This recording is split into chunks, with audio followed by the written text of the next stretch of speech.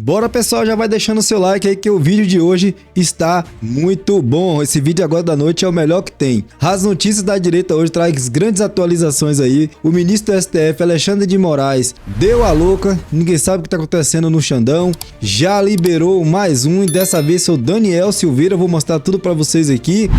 Lula repercutiu aí nas redes sociais por conta de uma mulher ascendente aí, onde Lula começou a falar um bocado de doideira, que parece que Lula bateu com a cabeça na pedra e tá realmente maluco.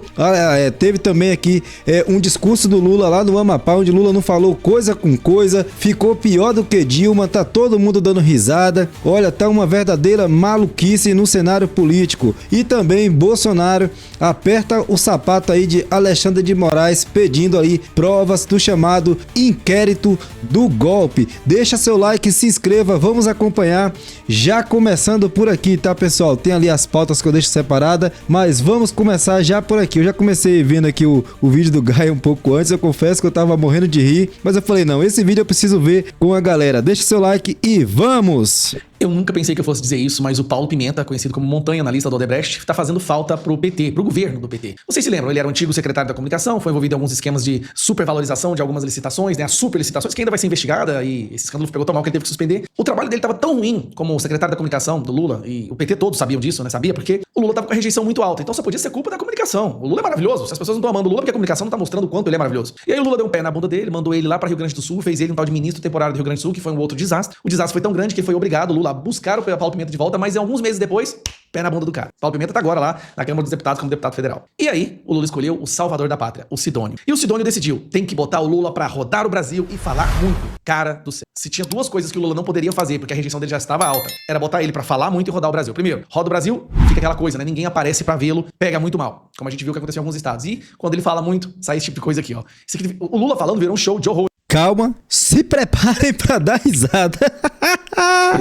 Eu não vou enfeitar, eu não vou tirar pobre da rua, eu não vou fazer o que não é possível fazer. Eu quero que eles vejam a nossa Belém do jeito que ela é. Se não tiver hotel 5 estrelas, durma no de 4. Se não tiver de 4, durma no de 3. Se não tiver de 3, durma na estrela do céu do mundo, olhando pro céu, que vai ser maravilhoso. Durma na rua, tá? Já tá falando que Belém não tem estrutura pra suportar o COP30, né? E se não tiver onde hotel, dorme na rua. Tanto é que ele saiu desse evento aí com o carro totalmente alagado, tiveram que fazer uma estradinha pra ele poder chegar até o carro. Aí ele solta mais essa... Isso aqui é um sintoma de alguém que tá enlouquecido. Inclusive, eu tô preparando um projeto de lei pra mudar uma questão eleitoral no sentido de que todo presidente da República deve fazer um exame de sanidade mental, de saúde mental ao final de cada ano. Porque eu tenho certeza, o nome do meu projeto vai ser Projeto Joe Biden, tá? Porque... Faz isso não, Gaia. O Lula perdeu a sanidade, ele não tá mais normal, escuta. Não, eles exploram quanto puder. É a Inglaterra que tá aqui na Guiana, é a França que tá aqui no Suriname. Então só nós que vamos comer pão com água, não. A gente também gosta de pão com mortadela. A gente gosta. A gente gosta de coisa boa. Hoje eu comi um cuscuz. Lembrei da Daniela Lima agora, né? O pobre gosta de coisa boa. Com 2 ovos fritos. Quem é que não quer? Quem é que não quer? Eu tô comendo agora ovo de pata. Ovo de pata que diz que tem mais sustância. E como eu sou um jovem de 79 anos, eu tenho que comer muito ovo de pata. Ovo de galinha fica pra vocês que são jovens. Eu tô comendo agora, sabe o quê? Ovo de ema. O ovo de ema é desse tamanho. Um ovo de ema equivale a 12 ovos de galinha. Ele saiu. O retado. É ovo de pata, é ovo de ema. Lula pirou de vez. Daqui a pouco ele vai falar do ovo de jabuti. O cara fica doido já, velho. De Inglaterra, França, e agora tá falando de ovo de pata, ovo de ema. E eu fui pesquisar se eu podia comer. E eu posso comer. Porque eu tenho 70 emas lá no Palácio do Alvorada. 70 emas. E elas botam um ovo, ó, no tamanho da cabeça de vocês. E eu agora tô comendo ovo de ema. E agora tô criando jabuti. Tem ovo de jabuti. Presta atenção nesse... Ainda chamou o povo de cabeçudo ainda, caralho. Cálculo dele. Ele tem 11 jabutis. Tinha 7 machos, 5 machos e 2 fêmeas. Então ele tinha 5 machos e 2 fêmeas. São 7 jabutis, é o que ele tinha. Eu achei que era muito sofrimento para 2 fêmeas. Aí arrumei mais 5 fêmeas. Bom, se ele arrumou mais 5 fêmeas, ele tinha 5 machos, 2 fêmeas, arrumou mais 5 fêmeas, então dá 12 jabutis, certo? Só que o que ele falou no começo? Que agora ele tem quanto? Tinha 7 machos criando jabuti. Tem 11 jabuti. Tinha... então não tem 11, tem 11 ou tem 12? Você calculou errado aí, ô Lula. 7 machos, 5 machos e 2 fêmeas. Eu achei que era muito sofrimento para 2 fêmeas. Aí arrumei mais 5 fêmeas. Os jabuti estão numa felicidade só que a jabutia. E eles botam ovo também. Qualquer dia eu vou comer o ovo de jabuti também. Ovo de jabuti? A jabutia! A jabutia! Ai, caralho! A jabutia! Diz aí nos comentários, você já comeu ovo de jabutia? Jabuti, cara. Isso não é crime ambiental, não? Porque tudo que é ovo é igual, gente. Tudo que é ovo é igual. Agora já estão tendo uma aula de nutricionismo, tá? Já que eu não tenho o tucunaré assado que eu comia na casa do Valdez, o melhor tucunaré que eu já comi na vida foi na casa do Valdez, quando ele gostava de mim e me levava um tucunaré. Agora ele só leva tucunaré pro Randolfo. É só pro Randolfo e pro... Aí ele esqueceu o nome do presidente do Senado, hein? Que foi o maior puxador de... Esse aqui puxou um saco dele nesse evento, que foi uma coisa horrorosa. E o Lula faz o quê? Esquece o nome dele lá, ó. É só pro Randolfo e pro... Como é que é o nome dele? O povo teve que falar, a plateia teve que gritar o nome do Alcolumbre porque não lembrava. Presta atenção, escuta. Agora ele só leva tucunaré pro Randolfo. É só pro Randolfo e pro Alcolumbre. É só pros dois. Só pros dois. Então, eu comi o tucunaré assado mais fantástico. Já que eu não tenho tucunaré, eu vou nos meus ovos de pata, de tartaruga e de... Não, ainda não comi. Não, mas tartaruga aí você tá cometendo um crime, né, Lula? Aí você percebeu que você falou besteira mesmo. Ovo de tartaruga. Não comi ovo de tartaruga, não. Mas diz que é igual. Açaí pode comer com ovo? Não sabia. Puta que pariu. Agora é ovo com açaí, com tucunaré, com ovo de jabuti. Ai, tapete, velho. Que porra é essa, Lula? Eu vou abrir o ovo de ema, vou colocar açaí dentro e vou ver que gosto tem.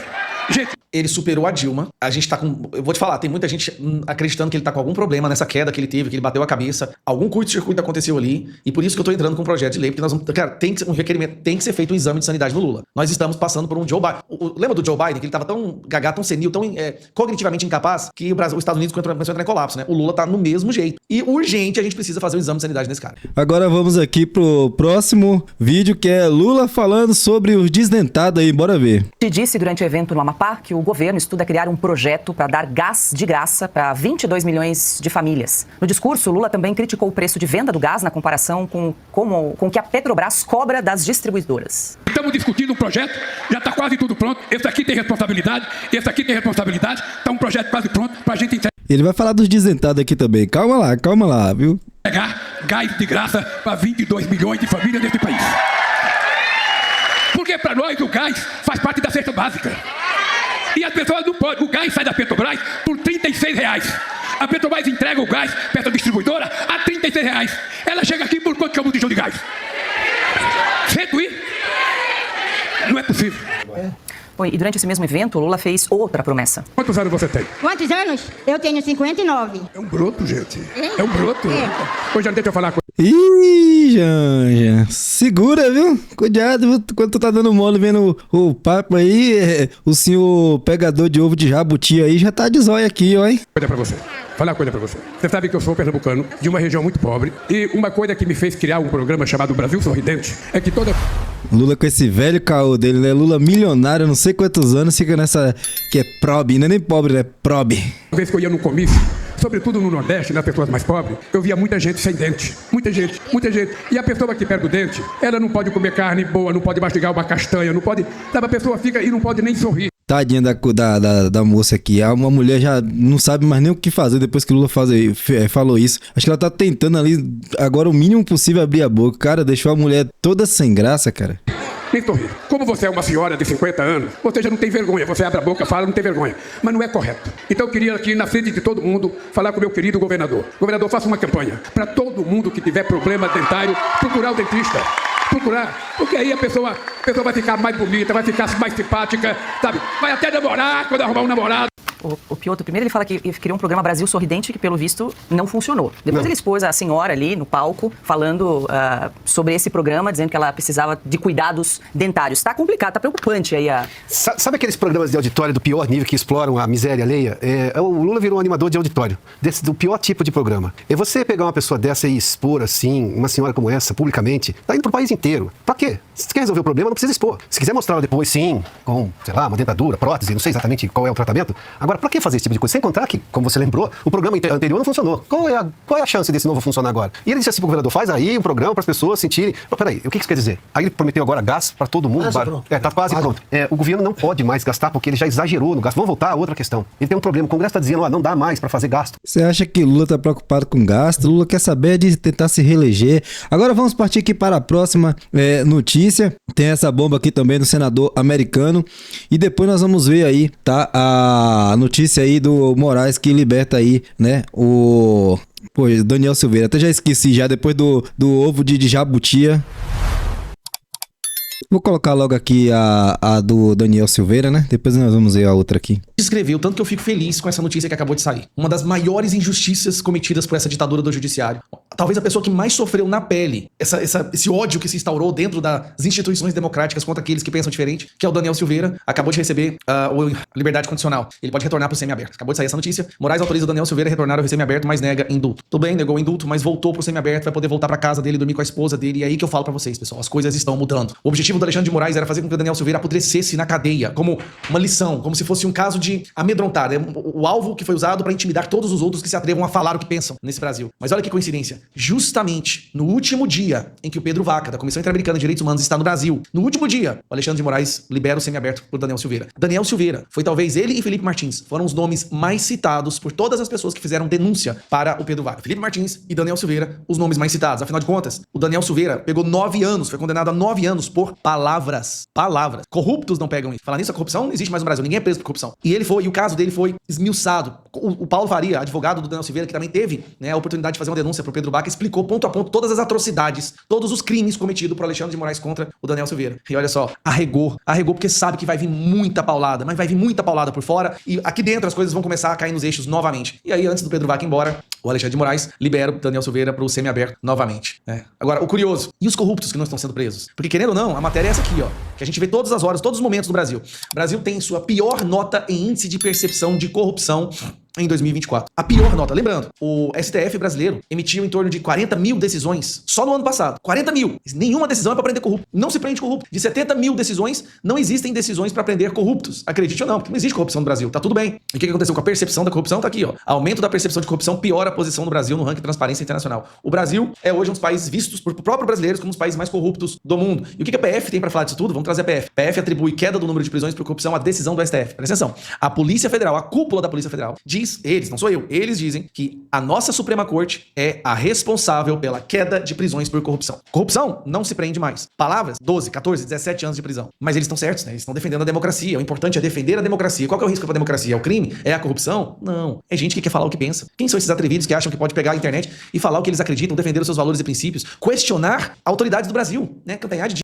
Eu nunca vi na vida uma frase funcionar tão bem quanto palavras têm poder, porque realmente parece que as palavras aqui, né, das pessoas que estão contra, né, essa safadeza toda que tem no Brasil, tá tendo mais poder do que realmente os crimes bárbaros aí, viu? Disse, Cantanhede, questionar e criticar medidas públicas é crime. Sim, uma jornalista da maior empresa de televisão do Brasil disse, questionar medidas públicas é crime. Continuar falando besteira na televisão como essa mulher faz, isso sim deveria ser considerado um crime. Como que ela tá lá ainda, não sei, mas vamos voltar ao que importa aqui. Eu tô muito feliz, eu empolguei. Daniel Silveira, fico muito feliz por você ter sido liberado pelo semiaberto. É um passo, cara. Não é tudo que a gente precisa, não é o que você merece, mas é um passo. E a gente não vai parar. Nós vamos resgatar esse país. E esse ano o jogo vai virar. Eles vão desesperar, eles vão tomar atitudes muito mais drásticas, porque é um instinto de sobrevivência, mas eu te garanto, vocês que estão aí, nós vamos virar o jogo esse ano. Primeira coisa, voltar pras ruas. 16 de março, em todas as capitais do Brasil, já se organize, nós vamos pras ruas. Não é pelo Bolsonaro, não é para eleições, não é contra o Lula, é por muito mais, gente. É pelo Brasil. Vamos pras ruas, pelo Brasil. Um abraço. Agora, pessoal, nós vamos ver aqui o Delanhol falando a respeito aí do senador americano, tá? Que vai falar aqui, né, a respeito de cobrança de censura lá da PGR, né? E sobre punição. E depois nós vamos ver aqui a defesa de Jair Bolsonaro aí pedindo provas para Alexandre de Moraes. Alexandre de Moraes deu a louca, já começou a liberar as contas de todo mundo, o cara tá apavorado, mas vamos ver logo aqui primeiro também aqui o Deltan Delanhol, tá? O vídeo vai ser um pouco mais longo, mas vai ter muito conteúdo, bora! Mais uma bomba, e dessas que vai aquecer o seu coração e renovar suas esperanças, então senta aí, porque um senador americano, ele cobrou a nossa PGR, Procuradoria-Geral da República, a respeito das denúncias de censura e de violações de direitos humanos que acontecem aqui no Brasil, e ele alertou. A falta de ação da PGR pode fazer o Brasil ser punido. Gente, as coisas estão acontecendo aqui num ritmo alucinado, muito rápido. E mais uma vez eu vou trazer aqui pra vocês um desdobramento novo da luta da direita brasileira por apoio internacional contra a censura, contra os abusos judiciais que a gente tem sofrido aqui no Brasil a partir da atuação do STF e do ministro Alexandre de Moraes. Bom, pessoal, como você sabe que tá tudo atualizando muito rápido, é importante ficar inscrito aqui no canal, porque eu tô soltando vídeo direto, tentando trazer todas as notícias novas aí e reagindo aí, né, aos principais como eu disse assim, os principais nomes, né, do cenário político aí, que estão trazendo aí os seus conteúdos para suas redes sociais, que estão se manifestando aí. O Deltan Dallagnol, muita gente fala, é porque ele é centro, não sei o que e tal, mas gente, ele tá falando aí, tá batendo também, então vamos assistir, vamos acompanhar. Muita gente tá comentando aqui, porque ele é centro, não interessa, quem tá do lado certo, nós vamos mostrar aqui e pronto. Já que o Senado não age, a salvação, a ajuda pode vir de fora. Fica aqui comigo que nesse vídeo eu vou te contar duas coisas. Em primeiro lugar, o que foi que esse senador americano escreveu para a PGR, e olha gente, são palavras muito duras, muito contundentes, você vai ler com seus próprios olhos. E em segundo lugar, eu vou te explicar qual que é o significado por trás desses movimentos internacionais. E por que isso é um sinal de algo maior que está acontecendo por trás dos panos. Então não sai daí, porque eu tenho certeza de que você vai curtir essa análise, que ela vai aquecer o seu coração e vai renovar suas esperanças. Leia aqui comigo então essa matéria aqui da Gazeta do Povo. Acompanha aí. Senador dos Estados Unidos cobra Monet sobre denúncias de censura e alerta para risco de sanção, de punição. Tá aí o senador, gente. Senador dos Estados Unidos por Oklahoma, republicano Shane David Jett. E o Shane Jett, do estado de Oklahoma, como vocês viram, ele enviou uma carta então pro PGR brasileiro, Paulo Gonet, questionando sobre as eventuais medidas tomadas pelo Ministério Público Federal em relação a essa onda de denúncias sobre violações de direitos que são garantidos por tratados internacionais, pela Constituição do Brasil e pelas leis brasileiras. Em bom português, ele tá dizendo, olha, Gonet, o que você tá fazendo? O Ministério Público tem o papel de proteger direitos fundamentais e o que você tá fazendo? Diante da sua omissão, o Brasil pode ser punido, porque não são simplesmente direitos fundamentais de dentro do Brasil. Eles são previstos em convenções, em tratados internacionais de que o Brasil é parte e de que os Estados Unidos são parte. Bora então aqui, vamos ler diretamente o tweet que esse senador fez, em que ele publicou a carta enviada por ele pro Gonet. Olha aqui comigo o que foi que ele escreveu. Olha aí. Enviei uma carta endereçada ao PGR do Brasil, Paulo Gonet Branco, MPF PGR. As notícias vindas do Brasil são preocupantes, especialmente os relatos de advogados e jornalistas sobre violações de direitos garantidos por tratados internacionais, pela Constituição do Brasil e por leis brasileiras. Eu destaquei as denúncias apresentadas à Comissão Interamericana de Direitos Humanos e a visita ao Brasil da Relatoria Especial para a Liberdade de Expressão da Comissão Interamericana de Direitos Humanos, a CIDH, para analisar a situação da liberdade de expressão e direitos humanos no Brasil. Você sabe o que é isso? É essa visita do Pedro Vaca que veio ao Brasil a partir do último domingo e que está ouvindo todas as pessoas que foram abusadas. Inclusive, pessoal, tem vídeos aqui no canal, tá? Se vocês quiserem procurar aqui no canal, tem vídeos aí com os depoimentos e muito mais. O Ministério Público Federal possui como missão institucional defender a ordem jurídica, está na nossa Constituição, defender o regime democrático, defender os interesses sociais e individuais indisponíveis, conforme está previsto na Constituição brasileira e na Lei Complementar 7593. Por isso, diz aqui o senador, solicitei esclarecimentos sobre as medidas adotadas pelo PGR e pela MPF para combater as ilegalidades noticiadas pela imprensa brasileira e internacional diante da possibilidade de punições e sanções americanas com o projeto de lei No Censors on Our Shores Act, ou seja, nada de censores dentro das nossas costas. É um projeto de lei que, se transformar em lei, se transformar em um act, ele vai permitir a punição de desvios e abusos contra a liberdade de expressão, a censura que acontece aqui no Brasil. É isso aí, gente. Olha só, que dureza, né? Que palavras duras, que contundência. E aqui nesse último parágrafo aí, é que a coisa ficou séria. Ele falou expressamente da possibilidade de punições americanas caso essas violações a direitos humanos dos brasileiros não sejam enfrentadas pela PGR, que tem, como ele disse, com uma missão constitucional e institucional, a defesa da ordem jurídica. Ou seja, a PGR devia atuar sim contra a censura e contra os abusos judiciais. E ele fala de Bom, pessoal, aqui vocês podem acompanhar lá no canal do Deltan Dallagnol, né, o conteúdo todo. Acho que a principal mensagem já foi mostrada. Agora nós vamos mostrar aqui, né, a defesa de Jair Bolsonaro pede aí acesso às provas do inquérito do golpe. De ontem, a defesa do ex-presidente Jair Bolsonaro pediu amplo acesso a todas as provas que fundamentam o inquérito do suposto golpe de Estado. O requerimento foi feito ao ministro Alexandre de Moraes, que é o relator no caso no Supremo. No último dia 3, a defesa teve acesso a um HD com mais de 11 mil prints de celulares apreendidos de pessoas próximas a Bolsonaro. Para eles, não fazia sentido ter acesso a esses arquivos se as investigações não estivessem encerradas. Portanto, os advogados acreditam que grande parte das provas simplesmente não foram disponibilizadas, apesar da conclusão do inquérito. Entre as provas retidas está a íntegra da delação premiada de Mauro Cid, ex-ajudante de ordens de Jair Bolsonaro. Rodrigo Constantino, hoje conosco, nesta quinta-feira. Muito boa noite, Consta. Seja bem-vindo. Bom, o principal argumento aí dos advogados de Bolsonaro é que, mesmo com o inquérito concluído, eles ainda não têm acesso a todas as provas para realizar a defesa como se deve, né, Consta? E os advogados, claro, querem acesso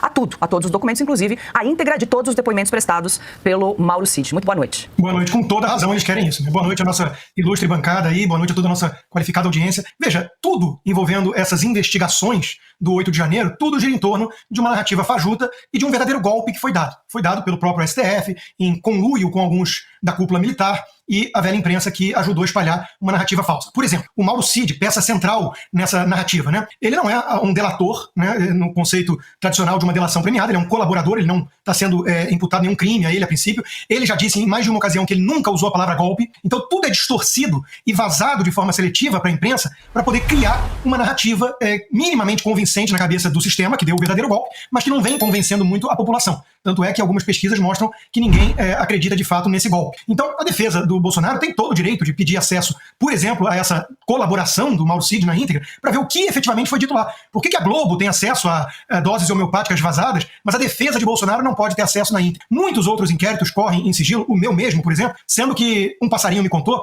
que logo no começo do meu inquérito consta que são compilações de mensagens publicadas nas redes sociais. Então, como é que um inquérito, uma investigação, corre em sigilo para que alguém como eu ou outros não possam divulgar o que está lá, se é tudo público, se é tudo publicado em rede social? Então, não há uma investigação de fato, não existe um golpe arquitetado com comando, com financiamento, com incitadores. Tudo isso não passa, repito, de uma narrativa de quem deu o verdadeiro golpe. E quem deu o verdadeiro golpe está com pressa, porque ano que vem é ano de eleição, porque mudou o cenário mundial com base na pressão colocada pelo governo Trump. Agora, a USA está desmascarada, vamos falar disso, e muitas outras peças desse xadrez estão expostas em praça pública, aí sim, para mostrar que eles não têm absolutamente nada além das narrativas. Adalberto Piotto, muito boa noite, seja bem-vindo. Piotto, vale lembrar que esse relatório da Polícia Federal está hoje nas mãos do PGR. Paulo Gonet, que deve aí apresentar muito em breve uma denúncia em relação aos 3740, né, indiciados pela Polícia Federal. Ele deve ou pedir mais diligências, mais provas, ou apresentar a denúncia ao Supremo Tribunal Federal. Boa noite. Boa noite, Paulo. Boa noite, mestre Augusto, Constantino, Caute, a todos que nos acompanham. Por que manter em sigilo? Porque quando está um processo como esse em sigilo, na verdade, é um inquérito, é uma investigação apenas ainda, né? Você pode sugerir a quem é acusador que tem muito mais coisa. Para quem está se defendendo, que nada daquilo faz sentido. Então, a quem interessa manter em sigilo? Porque o sigilo depois contra a acusação. Se você tem provas concretas, você as apresenta. Mas vamos lá. Tem uma súmula vinculante de número 14 do Supremo Tribunal Federal, e uma súmula vinculante é um entendimento do Supremo Tribunal Federal para o qual não cabem mais questionamentos. Ou seja, é uma decisão do Supremo que tem que valer para a justiça como um todo. Do Supremo até a primeira instância da justiça, por exemplo, estadual. E essa súmula diz o seguinte: estabelece que o defensor, ou seja, o advogado, tem direito a ter acesso a todos os elementos de prova que estejam documentados num procedimento, preste atenção nesse detalhe, investigatório policial. Ou seja, é nesse momento que o advogado tem direito a saber o que está acontecendo. De que mal ele está sendo acusado, o cliente dele está sendo acusado, ou qual crime ele teria cometido. Não importa. É nesse processo de investigatório policial, em que pese o fato desse inquérito estar sendo no Supremo, pouco importa, está fazendo papel de polícia, até porque é a Polícia Federal quem está envolvida. Ou seja, isso é um princípio básico da ampla defesa que o Supremo jamais tergiversou em garantir. E é o próprio Supremo, nesse momento, por meio de um ministro, no caso o ministro Alexandre de Moraes, que tem negado aos advogados o direito ao acesso às provas. Não somente no caso do presidente Bolsonaro, mas em vários outros. A gente fala disso com muita frequência. Qual o sentido disso? Nenhum sentido. Aliás, E eu não duvido nada, viu? Eu não duvido nada de agora, acho que né, a defesa de Bolsonaro tá se aproveitando do momento, tá vendo que Alexandre de Moraes tá fragilizado, e aí eles vão apertar, a gente quer ver as provas desses inquéritos. Ah, não, a gente não pode dar não? Vai ficar aí, né, esclarecido, vai ficar, como diz assim, aberto para várias interpretações. Então acho que eles estão pedindo isso no momento certo, visto aí a fragilidade de Alexandre de Moraes, que já liberou várias contas aí, né, como a de Monark, a da Hubble, a do Luciano Davan e mais outras aí, e agora com o Daniel Silveira. Então tá todo mundo apertando ele, deu a louca no cara, o cara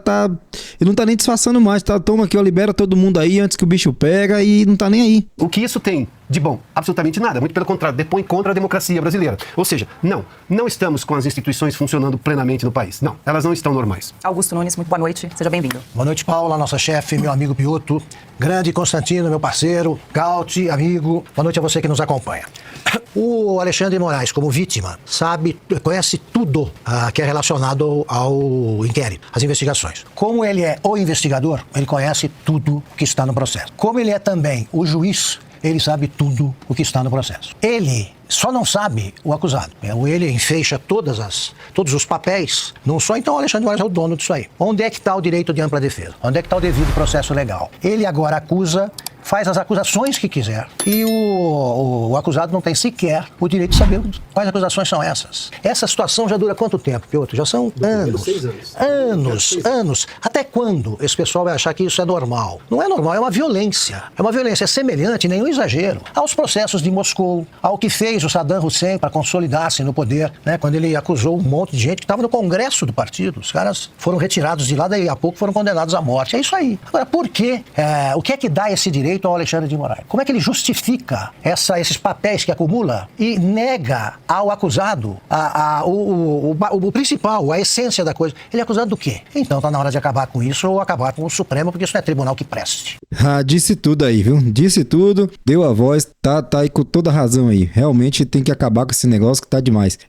Tá dando muito poder na mão desses caras, eles estão fazendo o que querem, não é assim não. Ou age conforme a Constituição, ou age conforme é a lei, respeitando o direito de todos, todos ou então acaba logo, né? Bom, pessoal, deixa aqui os seus comentários, não esquece de compartilhar muito esse vídeo e, claro, deixar aqui o teu like. Eu vou deixar também mais um vídeo aqui para vocês no comentário fixado para vocês estarem assistindo aí também assunto relacionado a esse aqui. Valeu!